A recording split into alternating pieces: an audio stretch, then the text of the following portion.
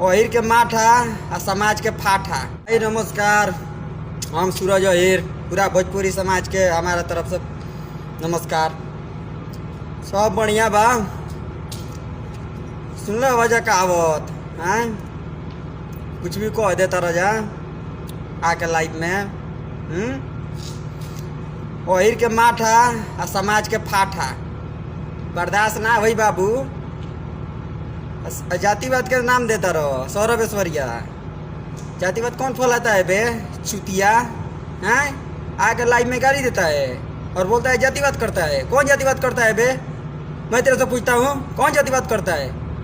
तेरे गांड में धंधा डाल के ना साले तेरे को ऐसे घुमा देंगे कि तू ऐसे घुमा नहीं होगा कभी।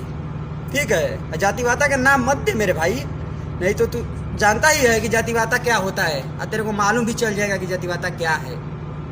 जातिवाद का नाम दिया ना तो इतना मारेंगे कि लाइफ में कभी उठेगा नहीं। सो जाएगा तो सो जाएगा। 2 कौड़ी का औकात अब बोल रहा है कि जातिवाद। हम भोजपुरी समाज से बोल रहे हैं, हम किसी एक्टर या डायरेक्टर की तरफ से नहीं बोल रहे हैं। ठीक है सौरभ ऐश्वर्या, हाँ किसको धमकी देता है जातिवादा के नाम पे? जातिवादा तेरे घर का है, हाँ?